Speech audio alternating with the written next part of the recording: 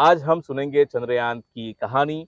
हमारे साथ है ISRO space application centre Ahmedabad के डायरेक्टर श्री नीरज देसाई जी, जिनके साथ हम जानेंगे चंद्रयान मिशन हम क्यों कर रहे हैं, क्या-क्या चुनौतियां हैं और किस तरह से उसको निपटने के लिए हम आगे बढ़ रहे हैं और ऐसे मिशन हमें क्यों करने चाहिए, इसके बारे में हम उनसे बात करेंगे। तो नीरज जी, आपका बहुत-बहुत स्वागत है। इस मिशन का सबसे बड़े चैलेंज के बारे में बात करें तो आपके नज़रिए से इसकी सबसे बड़ी चुनौती क्या है? जैसे जब हमने चंद्रयान 1 लॉन्च किया था 2009 में, उस समय हमारे पहली चुनौती ये थी कि कैसे चंद्र तक पहुंचे और फिर ल्यूनर ऑर्बिट इंसर्शन जिसको बोले, तो वो हमने उस समय हासिल किया था। तो उस समय उसकी उत्सुकता बहुत थी कि चंद्र की ऑर्बिट में हम जा पाते हैं कि नहीं।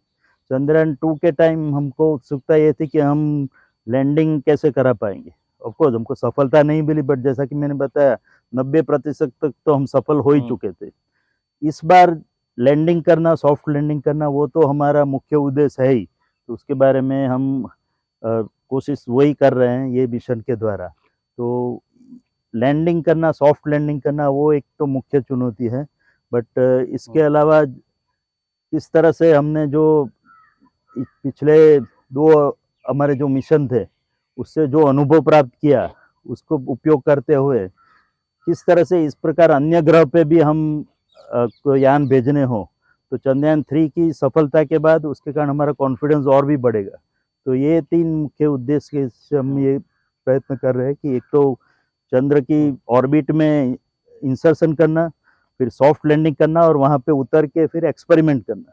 तो अगर तीनों हम हासिल कर लेते हैं ये मिशन के द्वारा, ये तीनों उद्देश्य है उसके बाद हम अन्य ग्रहों पे पहुंचने की भी परिकल्पना कर सकते हैं। चंद्रयान 3 मिशन क्या है और उससे हम क्या-क्या हासिल करना चाहते हैं, क्या जानना चाहते हैं इस मिशन को करके? चंद्रयान 3 मिशन, जैसा कि आपको पता ही है कि चंद्रयान 2 मिशन का फॉलो ऑन मिशन है। और चंद्रयान 2 में हमने एक ऑर्बिटर और लैंडर और रोवर रखा था। और आप सबको पता ही है कि हम सेफली वहाँ लैंड नहीं कर पाए। तो वो जो असफलता मिली थी, उसके बाद इसरो ने तय कर लिया कि कुछ भी करके हमको चंद्र की सतह पे लैंड करना ही है। तो as a follow on mission of Chandrayaan 2, ये हमने चंद्रयान 3 मिशन की परिकल्पना की थी। और एक तरह से देखा जाए तो चंद्रयान 2 मिशन जैसा ही है, खाली इसमें कोई ऑर्बिटर है नहीं। तो अभी खाली लैंडर पे हम ध्यान दे रहे हैं। तो चंद्रयान 3 एक लैंडर या लैंडिंग मिशन है, चंद्र की सतह पर हमारे सेफली हमारा यान उतारने की। तो इसके लिए जो भी प्रणालियाँ बनानी है वो सब भी इसरो सेंटर ने मिल करके ये चंद्रयान 3 मिशन की परिकल्पना की थी। और इसके बाद 45 दिन बाद हम सेफली वहाँ पर चंद्र की सतह पर लैंड करेंगे। जी। ये तो एक इसरो का एक विभाग हो गया स्पेस एप्लीकेशन सेंटर। ऐसे ही इसरो के बहुत सारे टीम्स, बहुत सारे केंद्र उसमें लगे हुए हैं। तो पूरी इसरो की मेहनत इसमें क्या रही है? किस तरह से इस सपने को साकार करने के लिए पूरा इसरो जुटा हुआ है? जैसा कि आपको विदित है कि कोई भी स्पेस मिशन में अलग अलग उसके प्रणालियाँ होती है। तो उसमें सबसे पहले जैसे कि रॉकेट लॉन्चर, जिसके द्वारा हम सैटेलाइट को लॉन्च करते हैं। उसके बाद सैटेलाइट या यान जो कि वहाँ स्पेस में जाता है। तो और उसके बाद होता है उस सैटेलाइट के अंदर जो प्रणालियाँ काम करती है, सेंसर या पेलोड जो काम करते हैं, जिसके द्वारा हमको अलग अलग प्रकार की माहिती मिलती है, डेटा मिलता है। तो ये 3 उसके मुख्य जो अंग हैं, उसमें से हमारे जो दक्षिण भारत के त्रिवेंद्रम के केंद्र हैं, उन्होंने हमारा ये लॉन्च व्हीकल मार्क 3 LVM-3 जिसको कहा जाता है, जो भारत का सबसे बहुत ही पावरफुल लॉन्च व्हीकल है, तो उसका निर्माण वहाँ पे हुआ है। इसके अलावा जो हमारा URS सैटेलाइट सेंटर है बेंगलोर में, उसने सैटेलाइट बनाया है। और उसके अंदर की जो प्रणालियाँ हैं, अलग अलग सिस्टम पेलोड है जो काम करेंगे, तो उसका निर्माण यहाँ पर अंतरिक्ष उपयोग केंद्र में हुआ है। और फाइनली वो पूरा इंटीग्रेट होके पहुँचाया गया श्रीहरिकोटा, जहाँ से जो कि हमारा स्पेस पोर्ट या लॉन्च पैड है। तो इस तरह से पूरे इसरो के जो अलग अलग अन्य कई सेंटर भी है, जिन्होंने भी अपना अलग अलग तरीके से योगदान दिया। लॉन्च होने के बाद भी उसको ट्रैक करना पड़ता है, तो ट्रैकिंग सिस्टम्स और वो सब का कार्य हमारे जो स्ट्रैक सेंटर है उसने किया है। तो इस तरह से लगभग सभी केंद्रों का इसमें कुछ न कुछ योगदान जरूर रहा है। जी। और एक जो बात हम करें अगर लैंडर और रोवर जो दोनों है, उस पे भी काफ़ी important payload space application centre Ahmedabad की तरफ से जा रहे हैं, जो उसकी दिशा निर्देश में उसको मदद करेंगे या लैंडिंग में मदद करेंगे। उसके बारे में थोड़ा हाँ, बताइए। तो जैसा कि मैंने पहले भी बता चुका था कि लैंडर में लगभग 10 प्रणालियाँ ऐसी हैं जिसमें अंतरिक्ष उपयोग केंद्र स्पेस एप्लीकेशन सेंटर अहमदाबाद ने अपना योगदान दिया है, यहीं पे बनी है वो। तो उनका उपयोग करते हुए जिसमें जो एक महत्वपूर्ण प्रणाली है वो का बैंड रडार अल्टीमीटर, जिससे हमको लैंडर जब लैंड करता रहेगा तो उसकी ऊंचाई उनको पता लगती रहेगी कि जैसे वो नीचे आ रहा है लैंडर, तो किस हाइट पे है, वो हाइट की इंफॉर्मेशन, ऊंचाई की जो माहिती है वो हमको मिलती रहेगी। तो ये सिस्टम यहाँ पे डेवलप हुआ था रडार अल्टीमीटर का। इसके अलावा जो hazard detection and avoidance system है, जिसमें पूरा जो प्रोसेसिंग होता है जिसके बेसिस पे हम डिसाइड करते हैं कि हम जहाँ जा रहे हैं वो योग्य जगह है कि नहीं, जो लैंडिंग साइट हमने डिसाइड की है वहीं जा रहा है कि नहीं, तो वो सब का जो मैचिंग है, कोरिलेशन है, इमेज प्रोसेसिंग है, वो सब ये hazard detection and evidence system में हो रहा है। तो उसका पूरा निर्माण, उसका एल्गोरिदम, उसके पीछे जो प्रोसेसिंग है, उसके जो विचार है, वो सब यहाँ पे उसको कार्यान्वित किया गया था। और इसके अलावा जो अलग प्रकार के जो कैमरा सिस्टम है, लगभग 8 प्रकार, टोटल कुल 8 कैमरा सिस्टम है, जिसमें एक hazard detection and evidence camera 2 प्रकार के हैं। एक lander position detection camera system है और इसके अलावा 4 छोटे-छोटे कैमरा जो लैंडर की चारों साइड पे लगे हैं, जो लैंडर जब लैंड करता रहेगा उसके अलग-अलग कोने से उसकी इमेज लेते रहेंगे और उसकी माहिती हमको मिलती रहेगी। सो पूरा लैंडिंग सीक्वेंस हमको यहाँ बैठे-बैठे पता लगता रहेगा।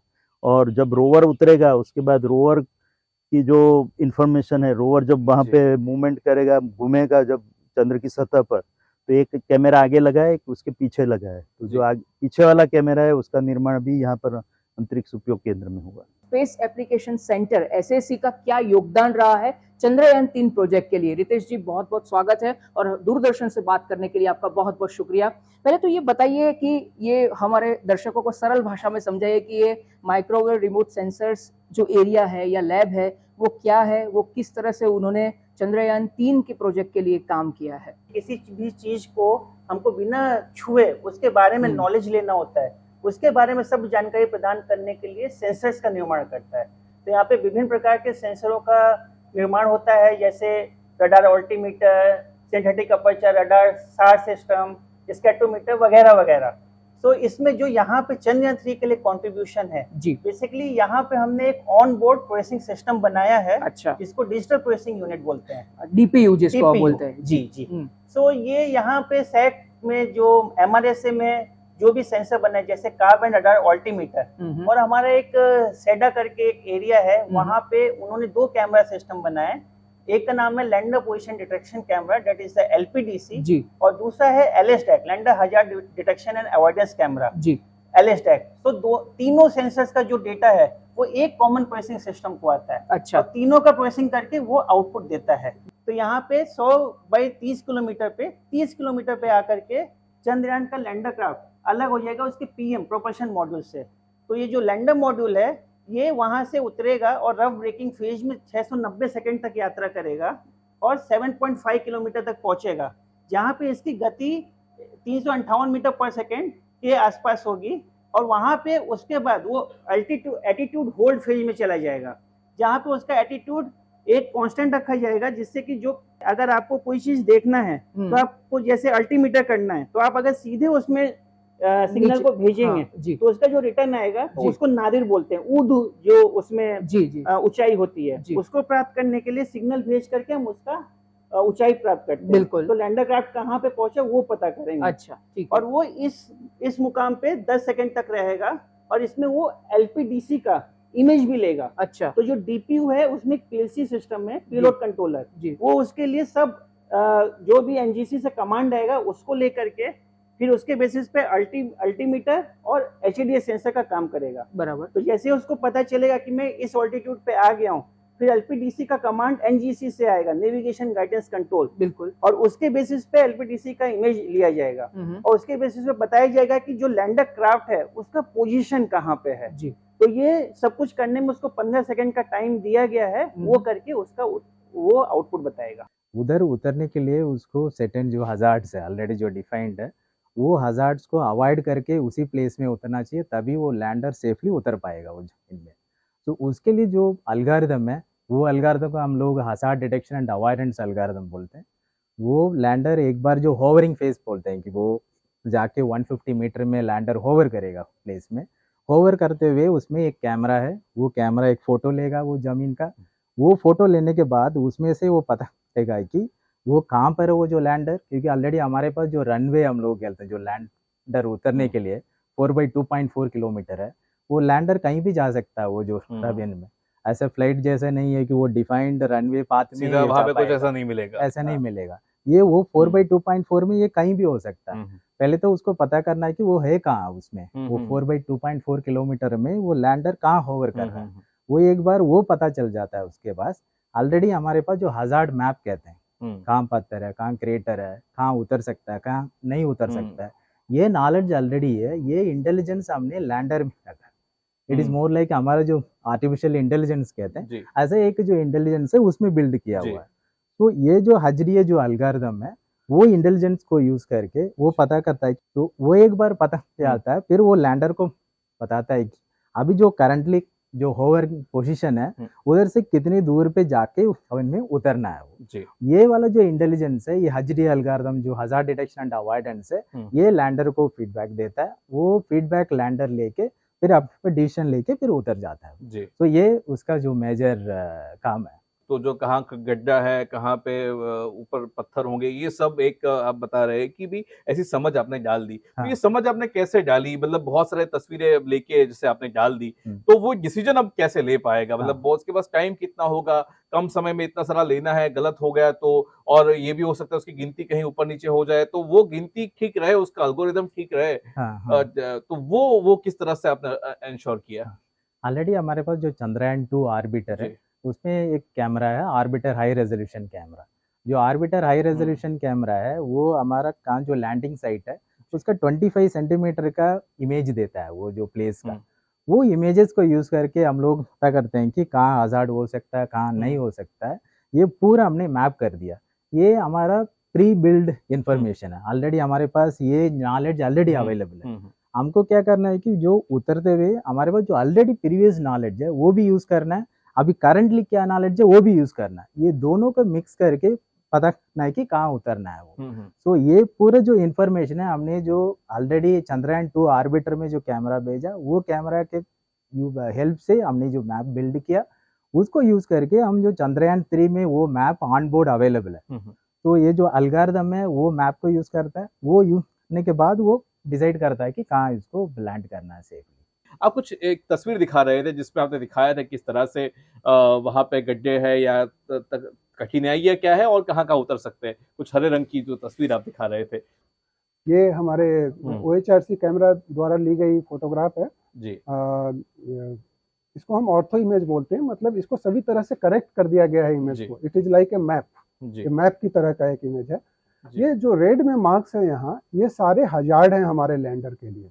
ये टोटल एरिया जो है वो 4 kilometre north south and 2 kilometre east west है।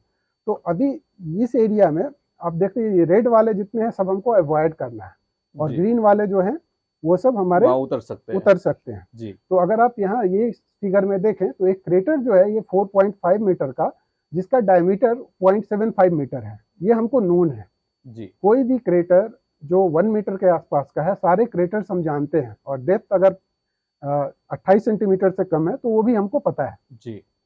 तो इस तरह से मार्क किया गया। तो ये ग्रीन वाले सारे प्लेस हमको, तो हम लोगों ने क्या किया है कि हर 24 मीटर बाई 24 मीटर एरिया जहां भी फ्री है जी, मैप करके अपने सिस्टम में डाल दिया है ऑन बोर्ड कंप्यूटर। अच्छा, तो उसके पास बहुत सारी ऐसी जगहें होगी। हाँ। तो कितनी जगह आपने आइडेंटिफाई करके रखी है इस इमेज में? अगर आप 24 मीटर बाई 24 मीटर की एरिया की सेफ प्लेसेस देखें तो लगभग 3901 सेल्स इसके अंदर मौजूद है। तो उस जब लैंडर उतरेगा उसके पास 3901 ऑप्शन है उतरने के। हाँ। और उसको वो डिसाइड कितने टाइम में करेगा कि यहाँ उतरना है? वो एक्चुअली उसमें हमारा hazard detection and avoidance system है, जो हमारा हमने एक ऑनबोर्ड कैमरा लगाया हुआ जी है, जी जी लैंडर हजार्ड डिटेक्शन एंड हाँ, अवॉइडेंस कैमरा, हाँ। जो उस एरिया की तस्वीरें लेगा और हमने जो ये मैप रखा हुआ है इसके साथ मैच करेगा। मैच करेगा। उसके बाद इसमें फाइंड करेगा कि मैच करने के बाद ये और ये 1 to 1 मैच करते हैं, जी जी तो जी कहाँ पे हमारा सेफ एरिया है और सेफ एरिया फाइंड करके वो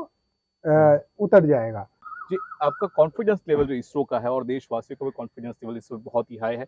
ये वैज्ञानिक तौर पे अगर मैं आपसे पूछना चाहूँ कि इस पर ऐसी क्या तैयारियां की गई है कि हम लैंड हो पाए या फिर हमें कोई दिक्कत ना हो, क्या कुछ सुधार किए गए डिजाइन में, व्यवस्था में, देखने के तरीके में, वो थोड़ा बताइए। जैसा कि मैंने बताया कि पिछली बार भी हम लगभग सफलता पा ही चुके थे। ओनली 2 किलोमीटर दूर थे तभी हमको ये निष्फलता हासिल हुई।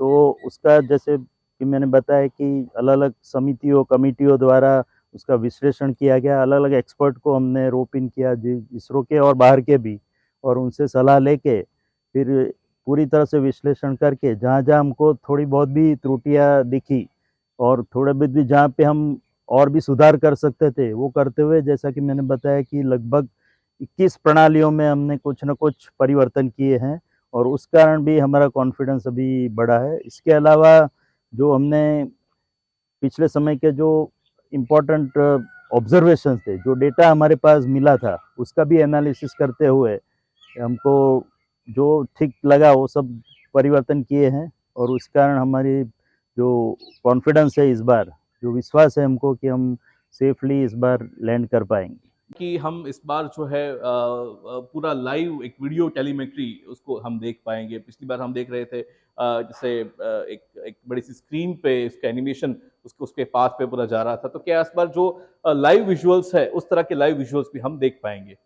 हाँ, ये अभी लैंडर क्राफ्ट पे लैंडर इमेजर जो ये यहाँ पे दिख रहा है, जी वो लैंडर इमेजर यहाँ पे इंस्टॉल किए गए। जो जी। लैंडिंग का जो लास्ट 15 मिनट्स होगा उस टाइम पे लैंडर इमेजर से भी ये फ्लाई बाय जोन की जैसे मून की सरफेस को हम इमेज करेंगे जी और उस टाइम पे रियल टाइम में उसकी तस्वीरें ग्राउंड पे ट्रांसमिट करेंगे। जी, तो ऐसा ही अभी इमेजर उस पे लगा हुआ वहाँ पे उसका ये रेप्लिका है। जी एग्जैक्टली ये वाला जो है उसका ही FM हमारा वहाँ पे लैंडर जी। पे इंस्टॉल हुआ है। अभी उसकी लाइव तस्वीरें जैसे हम नॉर्मली जो मिशन के टाइम पे हम उसके बहुत सारे पैरामीटर ट्रांसमिट करते हैं, साथ में इसकी तस्वीर भी ट्रांसमिट करेंगे, वो वीडियो उसकी रहेगी, तो वीडियो टेलीमेट्री के फॉर्म में हमको वो देखने को भी मिलेगी। जी, तो ये शायद ये मशीन है जिस पे आप हाँ, ये अभी हमारा जैसे सेटअप लगा हुआ है, जो उसके सामने जो भी टारगेट है उसको फिर एक्वायर करके उसके 4 अलग-अलग मोड है जहाँ पे आप ऑपरेट कर सकते हैं। उसमें जहाँ पे आप वीडियो टेलीमेट्री कर सकते हो, फिर आप अगर मुझे स्टिल कैमरा करना है तो वो भी ले सकते हैं। मेरे रिजोल्यूशन के हिसाब से मुझे फुल रिजोल्यूशन चाहिए तो फुल रिजोल्यूशन, कलर इमेज चाहिए तो कलर इमेज ले सकते हैं। तो इस टाइप से उसको हम ऑपरेट कर सकते हैं। जी, तो ये कैमरा बाहर कहीं लगा है, उसको रिसीव करके इमेजेस यहाँ पे आ रही है। हाँ, हम यहाँ पे उसको जो कैमरा को ऑपरेट कमांड भी कर सकते हैं और उसका जो कैमरा ने जनरेट जो डेटा किया है या इमेज डेटा है उसको लेके फिर हम यहाँ पे डिस्प्ले करके उसका परफॉर्मेंस चेक करते हैं। जी, तो लैंडिंग के दिन ये आपका ये होगा पटल जिसपे आप इमेजेस उसकी देख पाएंगे। यस, ये अभी हमारा जो लैंडर इमेजर से जो हम इमेजेस मून की सरफेस की तस्वीरें जो लेंगे वो हम देख पाएंगे। जी, तो अमिताभ जी ये बताइए कि विक्रम की आंख क्या देखेगी वहां पे जाकर, कब उसकी आंखें खुलेगी और आंख खुलने के बाद वो क्या किस तरह से देखेगा? विक्रम लैंडर जैसे ही 100 बाई 30 किलोमीटर में जाएगा, उसमें हमारा LI कैमरा लगा हुआ है, लैंडर इमेजर। जी ओके, जो हमको वो कहाँ से जा रहा है उसकी इमेजेस भेजता रहेगा। जी। तो जब ये डिसेंट स्टार्ट होगा तो हर 3 सेकंड पे हमको लैंडर इमेजर की इमेजेस मिलती रहेंगी। जब वो नीचे आना 30 शुरू होगा किलोमीटर तब हाँ जो 16 सेकंड्स हमारे 16 मिनट्स जो हमारे लैंडिंग में लगेंगे, तो हर 3 सेकंड में हमारे पास एक इमेज होगी लैंडर इमेजर की। जी तो उसको जो सरफेस है वहाँ का वो कुछ इस तरह का दिखेगा जो आपको जी, फ्लाई थ्रू इस में जो दिख रहा है। तो उसको हमने क्या किया कि जो डिजिटल एलिवेशन मॉडल है OHRC से जनरेटेड 25 सेंटीमीटर का वो ले लिया और उसका जो इमेज था कॉरस्पॉन्डिंग उसको उसके ऊपर ड्रेप कर दिया। तो वो हमको सही क्या फीचर्स है वहाँ पे और लैंडर को कैसा दिखेगा वो एरिया, वो एक व्यू फ्लाई थ्रू के रूप में दिखा रहा है। तो ये कितनी ऊंचाई से ये अभी देख रहा है, अगर हम ये बताए अंदाजन? ये नियरली 15 किलोमीटर के हाइट से अभी देख रहा तो है। 15 किलोमीटर, आखिरी 15 मिनट का जो समय है उसमें 15 किलोमीटर की हाइट से वो ये चीज ये देख रहा है, तो इस तरह से उसको दिखेगा, ये ऐसी इमेज हमको मिलेगी। जी, से पिछली बार भी हमें चंद्रयान 2 में भी देखा कि बड़ा ही एक तनातनी एक बहुत ही टेंशन वाला, तनाव भरा माहौल हो गया था जब वो नीचे आ रहा था।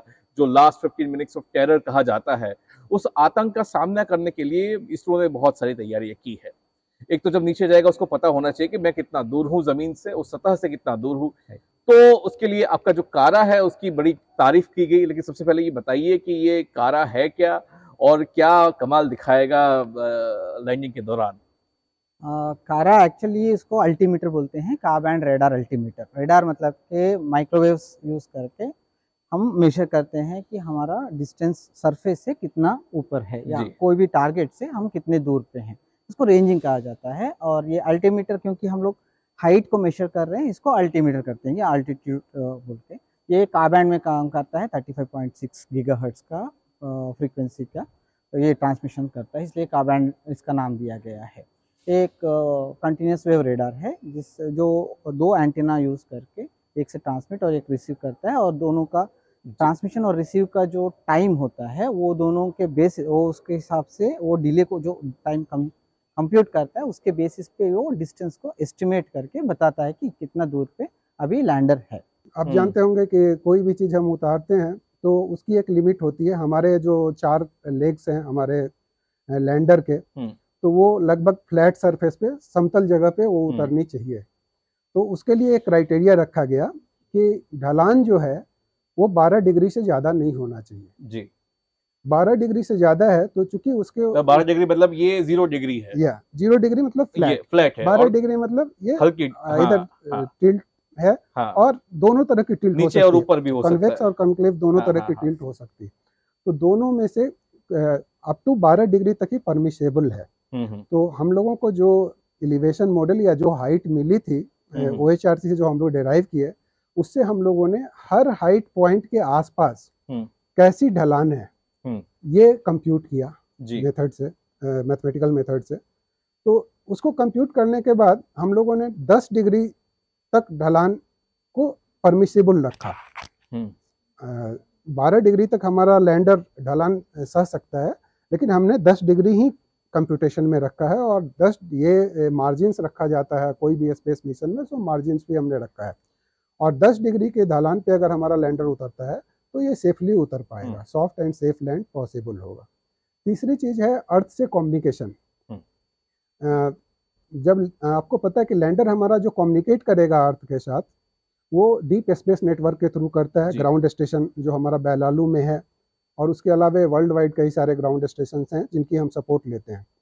तो ये जो ideation Indian deep space network जो है वो हमारे विजिबिलिटी में होना चाहिए, लैंडर उसके विजिबिलिटी में होना चाहिए, तभी वो जो सिग्नल्स हमको भेजेगा या हम जो उसको भेजेंगे वो कम्युनिकेट कर पाएगा। तो हमने ये भी देखा कि जो 14 दिन है हमारे वो विजिबल रेंज में होने चाहिए उसके, और चूंकि ये नियर साइड पे है और ये 14 दिन तक इसकी विजिबिलिटी है। चौथा चीज़ है इल्यूमिनेशन। हाँ, आपको पता है साउथ पोल पे जो सन जो रहता है वो ग्रेजिंग रहता है, मतलब सन जो है वो तिरछी अवस्था में रहता है, क्योंकि हमारा मून पे सन ±1.5 डिग्री तक ही इक्वेटर के आसपास जा सकता है, जबकि अर्थ के केस में 23.5 डिग्री तक जा सकता है। तो उसके कारण मून का जो सीधा मून ऊपर नहीं आता है, तो ये ग्रेजिंग रहता है, उसके कारण सैडोज बनते हैं काफी बड़े बड़े। तो हम ऐसा नहीं हो कि जहां हमारा लैंडर उतरे वहां हमको सैडो मिले, या अगले 14 दिन तक या 12 दिन तक जो हम ऑपरेशंस करने वाले हैं उतरने के बाद, उस बीच में भी सैडो नहीं मिले। नहीं तो क्योंकि हमारा सोलर पैनल लगा है लैंडर के ऊपर, जो उसके आधार पे वो बिजली जनरेट करेगा, और उसके आधार पर ही लैंडर के सारे इंस्ट्रूमेंट काम करेंगे, प्लस हमारा कम्युनिकेशन भी काम करेगा। सिमिलरली जो रोवर हमारा वहाँ पे जो लैंड निकलेगा, तो रोवर के ऊपर भी सोलर पैनल लगे हुए हैं, तो उनको भी वो शैडो हिंड्रेंस नहीं हो, उनको पावर निर्बाध रूप से मिले, इसलिए जरूरी है सोलर इल्यूमिनेशन। चांद की खुद की परछाई से भी हमें बचना था, करेक्ट, और आगे बढ़ना था। जी, तो इन दोनों चीज़ों को ध्यान में रखा गया। उसके बाद density of craters boulders, suppose हमें उसकी डेंसिटी भी देखनी है कि डेंस नहीं होना चाहिए। आप तस्वीरों में देखेंगे कि काफ़ी जगह बोल्डर्स काफ़ी ज़्यादा हैं, तो इवन इफ उसके हमारे लैंडर को उतरने के लिए 4 स्क्वायर मीटर ही स्पेस चाहिए, हमारा उसका 2 मीटर ही लेग के बीच में जगह है, तो 4 स्क्वायर मीटर होना चाहिए। लेकिन क्या है कि हमारे अब 2 बोल्डर के बीच में 4 स्क्वायर मीटर ही है, लेकिन हम रिस्क नहीं ले सकते। क्यों नहीं? क्योंकि जो कैलकुलेशंस हैं आपके वहाँ तक जाने के, उसमें हो सकता है लोकेशन का एरर हो। तो ये सब के दृष्टिकोण से आपके बोल्डर और क्रेटर का जो डिस्ट्रीब्यूशन है, डेंसिटी है, वो काफ़ी कम होना चाहिए। एक सर्टेन नंबर है, 1 स्क्वायर किलोमीटर में मैक्सिमम 100 से ज़्यादा बोल्डर्स नहीं होने चाहिए या क्रेटर्स नहीं होने। तो आपका एक जो गड्ढे और जो पत्थर है उसका भी ये माप होना चाहिए। और ये इस बार चंद्रयान 3 में ट्रेजेक्टरी में एक नया मोड डाला गया जो कि 800 मीटर पे जाके होवर करेगा, यानी हम पहले ही जाके स्टेबल हो जाएंगे, रुकेगा वहां पे। हाँ, वहां पे रुकेगा जी। और उसके बाद वो ऊपर से नीचे उतरने लगेगा जी। 150 मीटर पे आके एलएस डैक के लिए कमांड आएगा। अच्छा। और इस दौरान अल्टीमीटर तो काम करता ही रहेगा, वो ऊंचाई देता रहेगा और उसी के बेसिस पे उसको 150 मीटर तक लेकर के आएंगे जी। 150 मीटर में फिर से नेविगेशन गाइडेंस कंट्रोल देगा कि अब एलएस डैक का ऑपरेशन करना है जी। वो करने के लिए जैसे ही कमांड आएगा, फिर एक एलएस डैक कैमरा से इमेज का आंकड़ा लिया जाएगा और इमेज को बनाया जाएगा ऑन बोर्ड जी। तो जो ऑन बोर्ड डीपीयू है वो बना करके बताएगा कि यहाँ पे कहाँ पे एरिया ऐसा है जहाँ पे कि हम सुरक्षित उतर सकते हैं। ठीक है। तो उसके लिए ऑन बोर्ड हमने बहुत सारे कैटलॉग रखे हुए हैं रेफरेंस इमेज के लिए। आपने OHRC को देखा होगा, ऑर्बिटर हाई रिजोल्यूशन कैमरा, जो 0.3 मीटर का रिजोल्यूशन का इमेज देता है जी। तो उससे हमने हजार्ड मैप और रेफरेंस इमेज रखे हैं। अच्छा। जो डीपीयू के अंदर है जी। तो वो डीपीयू से जब भी इमेज ले लेंगे तो उसको इसके साथ मिलान किया जाएगा। अच्छा। मिलान करके बताया जाएगा कि हम जो ये सुरक्षित जगह है वहां पे हम कहाँ उतर सकते हैं जी। और उसमें विभिन्न मोडों को रखा गया है, वो एक बाय एक करके मैं आपको अभी आगे बिल्कुल बिल्कुल। तो ये पूरा का पूरा सिस्टम का ओवरव्यू है। ठीक है। तो इतना चेंज चंद्रयान 2 में भी था जी। इसमें कारा था, LPDC था और एलएस डैक था जी। उसके अलावा अभी एक नया मोड इंट्रोड्यूस किया गया, एक नया हार्डवेयर चेन। तो मतलब ये पोर्शन सिर्फ चंद्रयान 2 में था, ये नहीं था, ये ऐड किया गया। तो इसमें क्या किया है आपने? हाँ, इसमें हमने एलएस डैक एक रिडंडेंट लगाया, यानी एक और सेम सिस्टम का चेन बनाया है। अच्छा। मानिए हमारा एलएस डैक जो एक प्राइम सेंसर है जो बताएगा कि हमको कहाँ पे सुरक्षित उतरना है जी। अगर वो हमें इन ऑर्बिट में हेल्थ असेसमेंट फेज के दौरान पता चला कि काम नहीं कर रहा है, अच्छा, तो हम इस वाले चेन में उतर जाएंगे। तो ये वाला चेन हमारा फिर उसमें कार्यान्वित होगा जी। और इसके थ्रू हम बता पाएंगे कि हमको कहाँ पे लैंड करना है। ठीक है। और इस वाले चेन में कारा का रिडंडेंट ऑलरेडी है, हमारा लेजर अल्टीमीटर, तो उसको हमको सैक्रिफाइस करना पड़ेगा। लेकिन एलएस डैक हमारा प्राइम सेंसर है जिसके ऊपर हमारा फाइनल लैंडिंग सुनिश्चित की जाएगी। तो मतलब इस तरह से बैकअप बोल सकते हैं इसे कि अगर ये शायद फेल हो गया तो ये बैकअप है हमारे पास, ये काम करेगा। जी। तो इस बार जो इसरो बोल रहा है कि 100% सक्सेस मिलेगा इस बार चंद्रयान 3 में, तो हम बोल सकते हैं कि डेफिनेटली कोई गुंजाइश, कमी की कोई गुंजाइश नहीं है यहाँ पे इस बार। जी सभी पहलुओं को ध्यान में रखते हुए, मद्देनजर रखते हुए इस बार चंद्रयान 3 का लॉन्चिंग किया जा रहा है। आप इस बार जो विक्रम लैंडर भेजेंगे, प्रज्ञान रोवर है, उसके ऊपर भी आपके कैमरे लगे हुए हैं, तो वो कौन कौन से हैं, किस तरह से वो इसको मदद करेंगे इस मिशन में, उसके बारे में थोड़ा बताइए। चंद्रयान 3 पे सैक अहमदाबाद में इलेक्ट्रो ऑप्टिकल कैमरास लगे हुए हैं। उसमें लैंडर क्राफ्ट पे 3 लैंडर कैमरा है, जो LPDC एक नाम है जो लैंडर पोजीशन डिटेक्शन कैमरा है, दूसरा LH डैक कैमरा है जो hazard detection and avoidance system का पार्ट है, जो होवरिंग के टाइम पे सेफ लैंडिंग साइट को क्वालिफाई करेगा कि वो लैंडिंग के लिए कौन सा उसका पॉकेट उतरना चाहिए, कहाँ पे वो लैंडर को उतरना चाहिए, उसके लिए वो सेफ लैंडिंग साइट कौन सी है, वो कैमरा से हमको डिटरमाइन करेंगे। ऐसे 3 कैमरा है।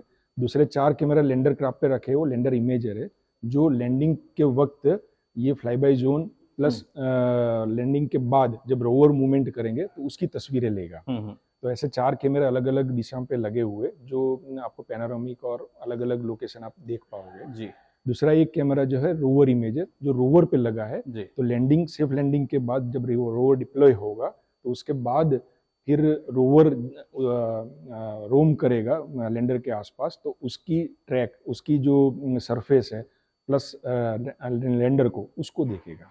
तो उस टाइम पे हमको चांद की धरती के जो विजुअल्स होंगे वो ये कैमरा से देखने को मिलेंगे। ठीक है। तो यहाँ पे सैक अहमदाबाद में हमने जो electro optical total 8 sensors develop किए हैं और लैंडर क्राफ्ट पे इंस्टॉल किए हैं। ये एक्चुअली अपने जैसे 2 आँख है वैसे ही चंद्रयान 2 में जो रोवर है उसके भी 2 कैमराज है, नेविगेशन कैमरा बोलते हैं। तो उसके लेफ़्ट एंड राइट इमेज, तो ये आप देख सकते हैं, ये हमने टेस्ट इमेजेस लैब में लिए थे। ये लेफ़्ट एंड राइट इमेज है, lunar test facility ISITE Bengaluru में लिया हुआ है। उसमें से डिजिटल एलिवेशन, इसको स्टीरियो इमेजेस बोलते हैं, इसको हम प्रोसेस करके डेम बनाते हैं, DEM दैट इज़ XYZ। तो क्या है कि ये जो रोवर के आगे की जितनी भी भूमि होगी उसका X, Y और Z यहाँ मिलेगा और उसी को हमने यहाँ कलर कोडेड में बताया गया है। तो यहाँ आप देख सकते हैं कि यहाँ एक क्रेटर है, तो यहाँ पर आपको अलग कलर, ये जो है डेप्थ है मतलब अंदर है, जबकि यहाँ ये बोल्डर दिख रहा है ये सामने वाला, तो ये ऊंचाई है। और उसी में से हमने ये हैज़ार्ड मैप बनाया है, जहाँ पर लाल जो है वो हैज़ार्ड है, जैसे कि वहाँ पर हमारा रोवर जा नहीं पाएगा। और रोवर की जो मोबिलिटी है उसके लिए कंडीशन ये है कि 5 सेंटीमीटर से बड़ा बोल्डर नहीं होना चाहिए और जो भी स्लोप है उसका स्लोप जो है वो 15 डिग्री से ज़्यादा नहीं होना चाहिए, तो उसी को हम हज़ार्ड बोलते हैं। तो यहाँ पर वही ये जो दर्शाया गया लाल में वो उसका हज़ार्ड है, तो उसके ऊपर से रोवर नहीं जाएगा। तो इसीलिए हज़ार्ड मैप लेके फिर हम रोवर पाथ प्लानिंग करते हैं कि इस अगर रोवर एक जगह पर है तो वहाँ से वो रोवर कैसे आगे मतलब ऑब्स्टिकल्स को अवॉइड करके आगे मूव करेगा। तो ये जो है हमारा एक सैंपल हमने टेस्ट ये किया था आईसाइट बेंगलुरु में, जहाँ पर कि ये रोवर आप देख सकते हैं कि स्लोली मूवमेंट हो रहा है, ये हैज़ार्ड को अवॉइड कर रहा है, उसके बगल से निकल रहा है। ये टेस्ट हमने चंद्रयान 2 के दरमियान में भी किया था, तो और वो उसी की ये वीडियोज़ हैं। और ये 2.5D है, जहाँ पर आप देख सकते हैं कि ऑब्स्टिकल्स जो है वो हाइट वाइज ये एलिवेटेड दिख रहे हैं और बाकी जो है प्लेन सरफेस, तो जहाँ पर भी प्लेन एरिया है वहाँ से रोवर निकल सकता है, तो उसी को रोवर पाथ प्लानिंग करके इसे मोबिलिटी होगा। और यहाँ जैसे है अभी ये बोल्डर है, छोटा बोल्डर है, तो ये बोल्डर क्रॉस कर रहा है, देखो ये ऊपर से चढ़ के फिर निकल रहा है। तो ये क्या है कि 5 सेंटीमीटर से अगर छोटा है तो उसके ऊपर से ये रोवर निकल सकता है। देखिए, विज्ञान में चांद की क्या हैसियत है और क्या कुछ हम हासिल कर पाएंगे, जान पाएंगे ये चंद्रयान 3 प्रोजेक्ट से। चंद्रयान 1, आपको याद है कि चंद्रयान 1 से पहले ये माना जाता था दुनिया भर में कि चांद जो है वो बोन ड्राई है, मतलब बिल्कुल सूखा हुआ ऑब्जेक्ट है और वहाँ पे पानी का कोई भी नाम और निशान नहीं है। चंद्रयान 1 के जाने के बाद, चंद्रयान 1 मिशन के होने के बाद ये जानकारी दुनिया को मिली कि चंद्रमा जो है वो बोन ड्राई नहीं है, चंद्रमा पे पानी है। अब ये पानी किस प्रकार का है उसकी एक बहुत बड़ी अस्पष्टता थी कि वो पानी मॉलिक्यूलर फॉर्म में है, जिसको हम हाइड्रोक्सिल आयन बोलते हैं, हाइड्रोक्सिल फॉर्म में है, या वो फ्लोइंग वाटर फॉर्म में, या किसी भी वाटर के फॉर्म में है, या वो वाटर आइस के फॉर्म में है, वो बताना उसमें मुश्किल था। तो इसलिए जो चंद्रयान 2 था उसके अंदर हमने ऐसे इंस्ट्रूमेंट्स लगाए जो इस बात की क्षमता रखते हैं कि वो वाटर को खाली आइडेंटिफाई नहीं करें बल्कि उसकी कैरेक्टरिस्टिक भी बता सकें। वो ये भी बता सकेंगे किस प्रकार का पानी है, ये हाइड्रोक्सिल है, ये वाटर है, या ये वाटर आइस है। तो इस प्रकार की क्षमता के साथ हमने हमारे ऑर्बिटर में एक इंस्ट्रूमेंट लगाया जिसका नाम था इमेजिंग इंफ्रारेड स्पेक्ट्रोमीटर। तो इस इंस्ट्रूमेंट ने हमें इस चीज़ की स्पष्टता दी कि वहाँ पे किस प्रकार का पानी उपलब्ध है। अब इसके बाद में जो तीसरा बहुत ऑब्वियस एक जो चीज़ रह जाती थी वो ये थी कि अब चंद्रमा की सतह पे जाके उसको कंफर्म किया जाए कि ये चीज़ क्या है। अगर आपने कोई चीज़ ऑर्बिटर से देखी है तो उसका प्रकार चंद्रमा की सतह पे वहाँ पे जाके खोज करके किस प्रकार का मिलता है। तो इसलिए हमने ये चंद्रयान 2 में भी ये वाली हमारी प्रोविज़न रखा था कि लैंडर और रोवर में हम ऐसे इंस्ट्रूमेंट लगाएं जो वहाँ पे इन सिटू एनालिसिस कर सकें, यानी वहाँ पे उन इंस्ट्रूमेंट्स के द्वारा वहीं के वहीं एनालिसिस करके हमें वहाँ की सतह का प्रकार, उसकी एलिमेंट्स, उसके हाइड्रेशन फीचर्स के पॉसिबिलिटी के बारे में बता सकें। लेकिन चंद्रयान 2 के लैंडर की सॉफ्ट लैंडिंग ना होने के कारण फिर चंद्रयान 3 में वो चीज़ हमने फिर से अभी इस बार हम कोशिश कर रहे हैं कि वहाँ पे हम सॉफ्ट लैंडिंग और सेफ़ लैंडिंग करें, और उस रोवर में जो इंस्ट्रूमेंट्स हैं वो इंस्ट्रूमेंट्स इन एलिमेंट्स को हमें बताएं जिनसे ये कंफर्म हो सके कि जो मिनरलोजी, जो सरफेस कंपोजिशन या जो हाइड्रेशन फीचर हम वहाँ देख रहे हैं ऑर्बिटर से, वो उनकी जो वैलिडेशन है, ग्राउंड वैलिडेशन जिसको बोलते हैं, जिसको हम जिससे सत्यार्थ होता है इस बात का कि जो हमने ऑर्बिटर से देखा है वो कितना मैच करता है, उसके लिए ये अब ऑर्बिटर हम भेज रहे हैं। जी, लेकिन अगर मैं आम आदमी की भाषा में पूछूं, मुझे तो ये इंटरेस्ट होगा कि क्या मेरी ज़मीन के आसपास पानी है या नहीं है, ज़मीन के नीचे मैं पाऊंगा या मेरे आसपास कहीं पानी मिलेगा। अब ये चांद पे पानी ढूंढ के मैं क्या करूंगा, मुझे क्या करना है, मुझे क्या मिलेगा, एक आम आदमी की नज़र से अगर मैं पूछूं। जी, बहुत अच्छा सवाल है। एक्चुअली आप देखिए कि जब हम ये सोचते हैं चांद को, कि आज की डेट में हम चांद को केवल एक ऐसी बॉडी ही मानते थे जो हमसे 3,84,000 किलोमीटर पे है और जिस पे जाना विषम है, मुश्किल है, लेकिन इंसान पहुंचा। लेकिन अब इतने डेवलपमेंट होने के बाद स्पेस साइंस में अब हम सोचते हैं कि हम मार्स पे जाएं, वीनस पे जाएं, मार्स पे लैंडिंग का ख्याल आता है। तो जब हम इस प्रकार के मिशंस के सोचते हैं तो हमें वहाँ तक पहुँचने के लिए एक बीच में एक इंटरमीडिएट स्टेशन भी चाहिए जहाँ पे हम रुक करके जा सकें, जहाँ से हम अपना एक इंटरमीडिएट बेस स्टेशन जो बोलते हैं वो बनाए, जहाँ से हम फिर से रिसोर्स रिफ्यूलिंग करके और वहाँ से जा सकें। क्योंकि वहाँ पे आपको मालूम है कोई किसी भी प्रकार का एटमॉस्फेयर नहीं है, किसी भी प्रकार का वहाँ पे ये इस प्रकार की कोई भी आपका अवरोध नहीं है, और कोई भी लॉन्च या कोई भी आपके पास में जो ये रहेगा क्षमता रहेगी वो बहुत ही कम रिसोर्स के साथ में आप जा सकते हैं, क्योंकि वहाँ की ग्रेविटी 1/6 है अर्थ की ग्रेविटी से। तो हम जब भी कोई मिशंस, बहुत इंटरप्लानिटरी मिशंस का सोचें, मतलब यहाँ एक प्लानट से दूसरे प्लानट का, तो मून को as a intermediate station, as a landing and launching station हम यूज़ करें, उस प्रकार की क्षमता हमें वहाँ पे डेवलप करने के लिए हमें दो चीज़ की सबसे ज़्यादा आवश्यकता है। एक तो ऑक्सीजन और दूसरी हाइड्रोजन, जो दोनों ही ह्यूमन हैबिटेबिलिटी जिसको बोलते हैं उसके लिए ऑक्सीजन ज़रूरी है। और आपका कोई भी आपका मिशन जो लॉन्चिंग करना हो उसमें हाइड्रोजन का बहुत बड़ा एक योगदान होता है, और ये दोनों का मिला करके योगदान हमारे इस बात को पूरक करता है कि हम इंटरप्लानिटरी मिशन जब भी करेंगे तो मून को as a intermediate landing and launching station की प्रकार से यूज़ करें, और वहाँ से भी हम रिसोर्स लेकर के और फिर आगे और ज़्यादा भी सोलर सिस्टम को एक्सप्लोर कर सकें। जी, एक सिस्मिक सेंसर भी उसके अंदर लगा हुआ है इस चंद्रयान 3 मिशन में, तो उसका क्या तात्पर्य? जब हम ये जानते हैं कि भाई इसमें टेक्टोनिक्स नहीं है या फिर उसमें भूगोलिक जो स्थिति है या जो तो ऐसा एक ही प्लेट आप बता रहे हैं या वो शांत हो चुका है, उसमें बहुत ज़्यादा परिवर्तन की कोई संभावनाएं नहीं है, तो वहाँ पे अब हम क्या सिस्मोलॉजी के दृष्टि से हम कुछ खोज रहे हैं? जी, जो साइस्मिक शॉक्स बोलते हैं ना, जिसको लूनर क्वेक्स बोलते हैं, उनका जो सोर्स है वो इंटरनल नहीं है। जैसे अर्थ के जो अर्थक्वेक्स है, अर्थ की सिस्मिसिटी है, उसका सोर्स इंटरनल है। यहाँ पे सोर्स है जो एक्स्ट्रा टेरेस्ट्रियल बॉडी टकराती हैं आकर के, क्योंकि उसका कोई एटमॉस्फेयर नहीं है। वहाँ पे जो भी बॉडी उसकी तरफ आती है, मून की तरफ, चंद्रमा की तरफ, उसको तोड़ने का कोई भी ज़रिया मून के पास नहीं है। हम इतने भाग्यशाली हैं कि हम आच्छादित हैं एटमॉस्फेयर से, जो काफ़ी बड़े टुकड़ों को भी जला देता है। तो जब वहाँ पे वो टुकड़े आके गिरते हैं तो वहाँ पे एक भूचाल सा या आप कहें वाइब्रेशन सी जनरेट होती हैं, लाइट वाइब्रेशंस, जिनको लूनर क्वेक्स कहते हैं। तो इस प्रकार की जो वाइब्रेशंस है उनको कैच करने के लिए ये इस प्रकार के इंस्ट्रूमेंट वहाँ पे भेजे जा रहे हैं।